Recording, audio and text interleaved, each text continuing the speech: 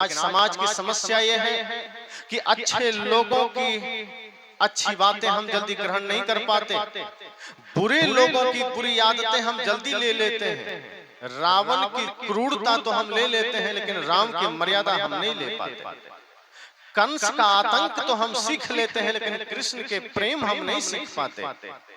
अच्छे लोगों की अच्छाई हमारे गले नहीं उतरती, बुराई हम जल्दी गले उतार लेते हैं। पर ध्यान देना, जब कोई बुराई हो, कोई गंदी बात हो, कोई गलत विचार हो, उसे आप ग्रहण कीजिए, लेकिन कंठ में रोक लीजिए, दिल में मत उतरने दीजिए।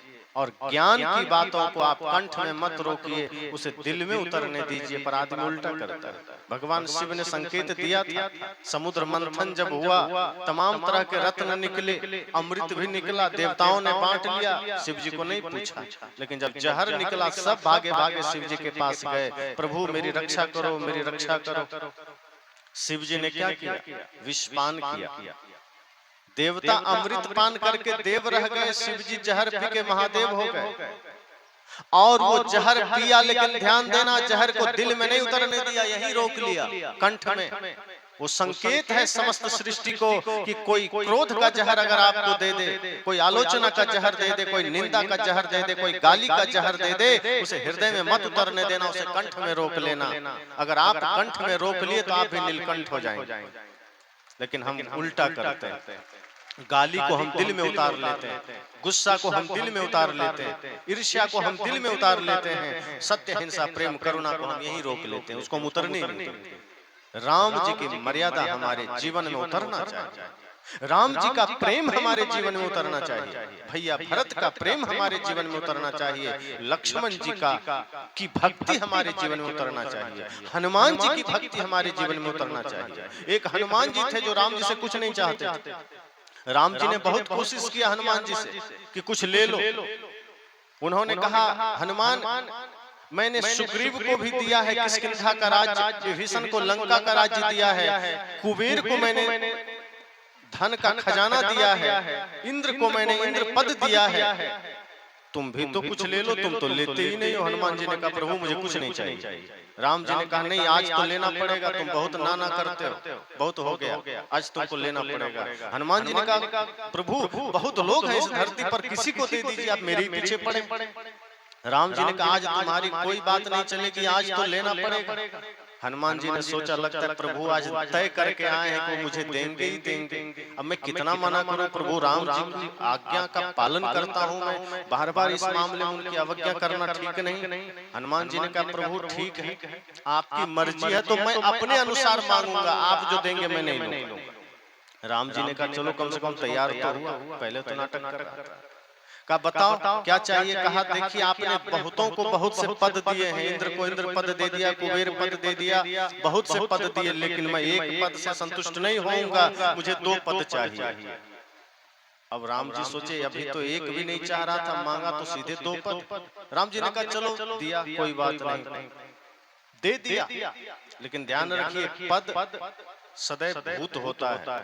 जैसे प्रधानमंत्री का पद है, राष्ट्रपति का पद है, इस अभी जो वर्तमान राष्ट्रपति जी हैं, इनसे पहले कोविंद जी थे, अब उनके नाम में भूतपूर्व राष्ट्रपति लग गया। जो पद में था वो भूत हो गया, अब वो अभी नहीं है। मनमोहन सिंह जी भूतपूर्व प्रधानमंत्री हो गया, वो भूत हो गए। तो जो पद में है वो कभी भी भूत हो सकता है। हनुमान जी ने कहा, प्रभु इसलिए मुझे ये सब पद तो नहीं चाहिए। राम जी ने कहा, जो भी चाहिए, पर चाहिए तो बताओ क्या चाहिए। हनुमान जी ने कहा, प्रभु पक्का देंगे ना, मना तो नहीं करेंगे। राम जी ने कहा, रघुकुल रीत सदा चली आई, प्राण जाई पर वचन न जाए। तुम्हें पता नहीं रघुवंशियों की बात, लेकिन आज लोग कहता है रघुकुल रीत सदा चली जाई, अब वचन जाई पर प्राण न जाए। वचन भले चला जाए, प्राण नहीं जाना चाहिए। पर राम जी ऐसे थे, वो कहते थे प्राण जाई पर वचन न जाए। हनुमान जी ने कहा, ठीक है प्रभु। और इतना कह करके श्रद्धा से हनुमान जी झुकते हैं, श्री राम के दोनों चरण पकड़ते हैं, कहते हैं, प्रभु यही 2 पद हमें दे दीजिए। पद मतलब पैर होता है। कहा मुझे वो पद नहीं चाहिए जो हमें भूत कर दे, मुझे वो पद चाहिए जिस पद में, जिस चरण में हमें शांति मिले, सुख मिले। मुझे दुनिया की दौलत नहीं चाहिए प्रभु, मुझे तो ये पद दे दीजिए। राम जी की आंखों में आंसू आ गए, प्यार से हनुमान जी को उठाए, गले लगाया, कहा जो तुम मांग रहे हो इसमें क्या रखा है। हनुमान जी ने कहा जिसको ये चरण मिल गया उसे दुनिया की दौलत नहीं चाहिए, उसे सारा वैभव मिल गया खुद। जिसे प्रभु का चरण मिल गया उसे क्या बचा। लेकिन दुनिया के लोग, हम आप क्या करते हैं, आज हमें दौलत चाहिए, धन चाहिए, भक्ति तो बाद में कर लेंगे, बुढ़ापे में कर लेंगे, जवानी तो खेलने खाने के लिए है, सत्संग बुढ़ापे में कर लेंगे। पर ध्यान रखना, अगर आपने भक्ति को साइड कर दिया, धर्म को साइड कर दिया, सेवा को साइड कर दिया, प्रमुखता आपने धन को दिया, तो उस धन से कभी भी आपके जीवन में शांति नहीं आएगी। हाँ, यदि धर्म में रह करके आपने धर्म का, धन का पालन किया, धन का अर्जन किया, प्रेम में रहकर आपने धन कमाया, सत्य में रह करके धन कमाया, तो वो धन फिर आपके लिए सही मार्ग पर आपको ले जाएगा। वरना जिस रास्ते से धन आता है आदमी को उसी रास्ते पर ले जाता है। अगर चोरी से धन आया है तो आदमी को जुआ की ओर ले जाएगा, नशा की ओर ले जाएगा। अगर धन गलत तरीके से कमाया गया है तो आपको सदैव पाप के रास्ते पर ले जाएगा। लेकिन अगर आपने धन को ईमानदारी से कमाया है तो थोड़ा भी कमाया वो आपको भक्ति के मार्ग पर ले जाएगा। तो हनुमान जी ने कहा प्रभु मुझे यही दोनों चरण दे दीजिए, क्योंकि ये मिल गया तो फिर सब मिल गया। अभी गेहूं का सीजन, गेहूं आप बोए खेत में, गेहूं के साथ भूसा फ्री में आ गया। भूसा बोए थे क्या? गेहूं बोए थे ना, भूसा तो कोई नहीं बोए थे। लेकिन कोई चालाक आदमी सोचे कि गेहूं बोए तो भूसा आ गया, चलो अगली बार हम भूसा ही बो देंगे, गेहूं आ जाएगा। होगा ऐसा? कभी नहीं होगा। गेहूं मूल तत्व है, उसको बो दीजिए, भूसा आएगा ही आएगा। लेकिन कोई ये सोच ले कि भूसा बो देंगे तो गेहूं आ जाएगा, ये नहीं हो सकता। भक्ति, प्रेम, सत्य, अहिंसा, करुणा, दया, क्षमा ये मूल तत्व है। जब हम इसे धारण करते हैं तो संसार का वैभव स्वतः आ जाता है। और अगर हम संसार के वैभव को धारण करते हैं तो भक्ति कभी नहीं आएगी, धर्म कभी नहीं आएगा। इसलिए श्री राम का जीवन बहुत ही अनुकरणीय है। सब लोग सोचिए और अपने भीतर के उसी सामर्थ्य को जगाइए। गलत के लिए दूसरों का नकल हम कर लेते हैं, सही के लिए हम नहीं करते। लोग कहते हैं क्या करें, पड़ोसी के कारण हमारा बच्चा बिगड़ गया, लेकिन ये कभी नहीं कहते कि पड़ोसी का बहुत अच्छा आदमी है, उस अच्छे आदमी को देखकर हमारा बच्चा सही हो गया। अक्सर बुरे कार्यों के लिए ही हम दूसरों से प्रेरणा लेते हैं, अच्छे कार्य की प्रेरणा नहीं लेते। क्या संसार में अच्छे लोग नहीं हैं? हम उन्हें देखते ही नहीं, हम बुरे लोग को देखते हैं और बुरे लोगों से प्रेरणा लेते हैं। धर्म का मार्ग में चलना है, आदमी कह देता है क्या करें हम तो गरीब है। बच्चों को पढ़ाना है, आदमी कह देता है क्या करें हम तो गरीब है। संत की सेवा करनी है, आदमी कह देता है हम गरीब है। दान करना है, आदमी कह देता है हम गरीब हैं। वही आदमी जब शराब पीने जाता है तो कभी नहीं कहता हम गरीब है। वही आदमी तंबाकू खा रहा है, कभी नहीं कहता हम गरीब है। वही आदमी मुकदमा लड़ रहा है, कभी नहीं कहता हम गरीब है। वही आदमी पाप कर रहा है, मांस खा रहा है, कहता ही नहीं हम गरीब है। मांसाहार करने में आपका गरीबी बाधक नहीं होती, नशा करने में गरीबी बाधक नहीं होती, धर्म पथ पर चलने में गरीबी बाधक हो जाती है। ये बहानेबाजी है। इसलिए मैं कहता हूँ धर्म पथ पर चलिए, बड़े भाव से चलिए और अपने भीतर की उस शक्ति को जगाइए, सामर्थ्य को जगाइए कि अब राम हमें बनना होगा। चलो राम के पद चिन्हों पर अब इतिहास बदलना होगा। अब हमें ही राम बनना होगा। इस सामर्थ्य को जगाइए और नकल करना है तो अच्छे व्यक्ति का करिए, बुरे का मत करिए। और अगर सामर्थ्य अपने भीतर है तो किसी भी रास्ते को आप पार कर जाएंगे। दो मित्र थे, कहानी कहकर वाणी को विराम दूं तो सबको प्रसाद भी लेना। एक तेज था पढ़ने में और एक महागधा था बुद्धू। लेकिन पहले का थोड़ा समय था, 15-20 साल पहले का समय, 25 साल पहले का रहा होगा। तो जो तेज विद्यार्थी था बुद्धू उसका नकल करके पास कर जाता था। एक ही साथ बैठता था, दोनों में दोस्ती थी। तो इस तरह से पहली, दूसरी, तीसरी कक्षा पार कर गया और 12वीं पास कर गया। नकल कर करके अपना नहीं पढ़ता था। जो बुद्धू था वो दिन रात, दिन में क्रिकेट खेलता था, रात में चित्रहार देखता था, पढ़ता ही नहीं था। वो सोचता था मेरा मित्र पढ़ रहा है, हम काहे मेहनत कर फालतू। हम क्रिकेट खेलेंगे। ऐसे ही करते करते 12वीं पास कर गया। एक नौकरी के लिए इंटरव्यू दिया। पहले का समय था, जल्दी नौकरी मिल जाती थी, कम पढ़ाई में भी। दोनों सेलेक्ट हो गया। अब इंटरव्यू के लिए बुलाया गया, तो जो तेज विद्यार्थी था पहले उसको बुलाया इंटरव्यू लेने वाले शिक्षक ने। इंटरव्यू रूम में गया, जो कि वो पढ़ता था, पढ़ा हुआ था, सब जानकारी थी, कॉन्फिडेंस में था, संकल्प में था कि मुझे तो एकदम उत्तर पता है, दे देंगे जो पूछेंगे महाराज।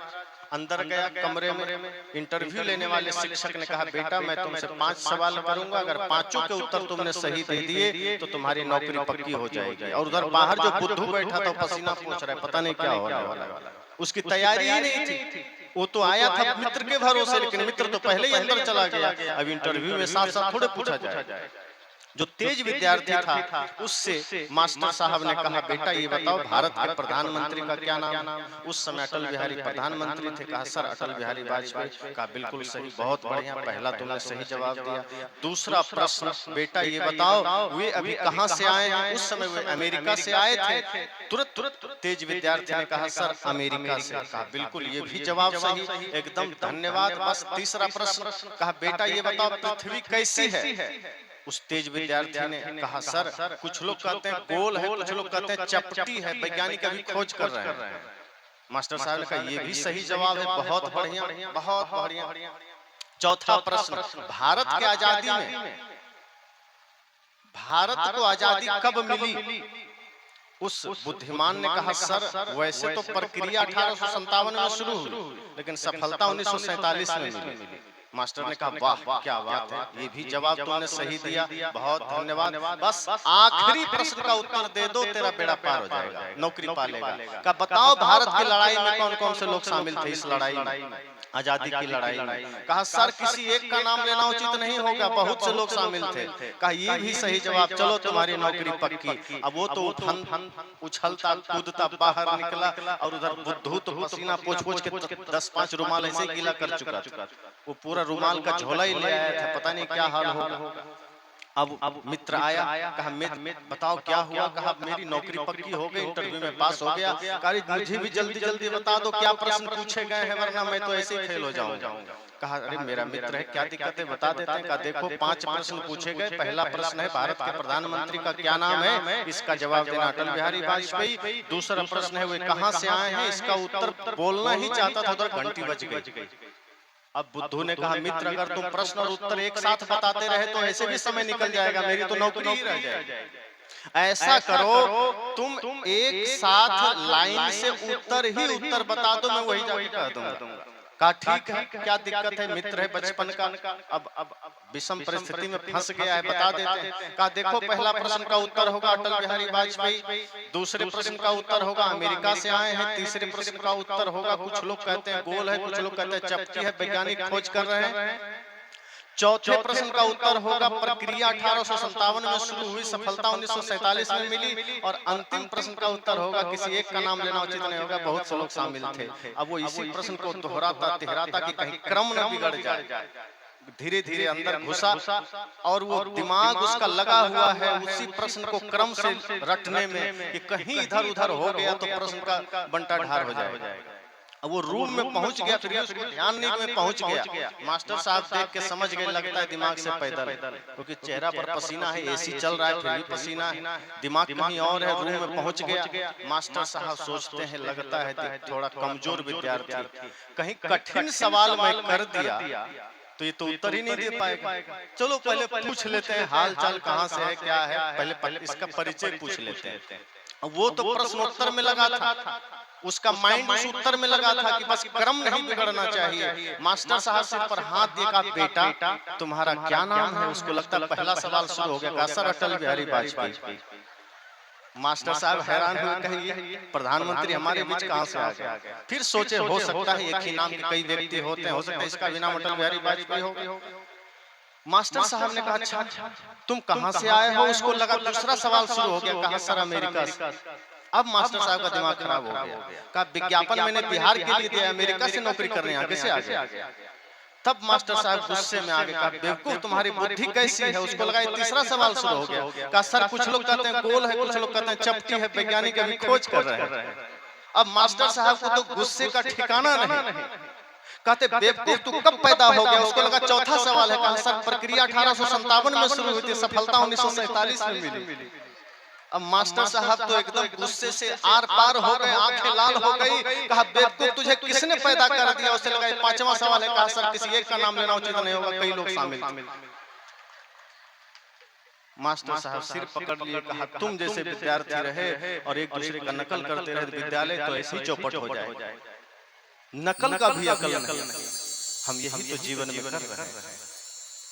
जिस धर्म पथ पर चलने वाले लोगों का हमें अनुसरण करना चाहिए, जिस न्याय पथ पर चलने वाले लोगों का हमें अनुसरण करना चाहिए, जिस धर्म पथ पर हमें खुद चलना चाहिए, हम उसे छोड़ करके बीड़ी, तंबाकू, गुटखा, सिगरेट, चाय, पान, दारू, ईर्ष्या, द्वेष, नफरत, घृणा, न जाने कितने सारे नकल कर करके हमने जीवन को कबाड़ खाना बना दिया है। न जाने हमने जीवन को कचड़ा खाना बना दिया है, बूचड़ खाना बना दिया है। श्री राम की मर्यादा यह है कि आप अपने जीवन का स्वामी बनिए और दूसरों को रास्ता बताने वाला बनिए, गाइड बनिए। आप में वो सामर्थ्य होना चाहिए कि आपके द्वारा आपका भाई दुखी ना हो। आप में वो सामर्थ्य होना चाहिए कि आपसे आपकी माता दुखी ना हो।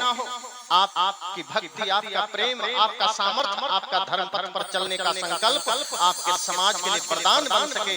इसी संकल्प के साथ एक नेक मशवरा है मेरा, मान लीजिए। दुनिया ये 4 दिन की है, पहचान लीजिए। दुनिया ये 4 दिन की है। संतों ने ये कहा है, किताबों में है लिखा, पीने से पहले पानी को छान लीजिए। एक नेक मशवरा है मेरा, मान लीजिए।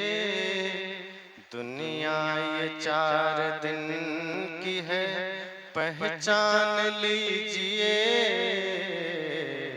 दुनिया ये 4 दिन की है। चरणों में आके लाखों की बिगड़ी संवर गई। रत्नाकर संत के चरण में आकर वाल्मीकि हो जाता है, अंगुलीमाल बुद्ध की शरण में आकर भिक्षुक बन जाता है। संत के चरणों में जो जो आया, सत्संग में जो जो आया, वो बदल गया। उसके जीवन में परिवर्तन आ गया। वो धर्म पथ पर चलने वाला धार्मिक हो गया। चरणों में आके लाखों की बिगड़ी संवर गई। एक दो नहीं है सैकड़ों परमान देखिए। एक नेक मशवरा है मेरा, मान लीजिए। दुनिया ये 4 दिन की है, पहचान लीजिए। मुश्किल नहीं है कुछ भी यहाँ, यदि ठान लीजिए, ठान लीजिए।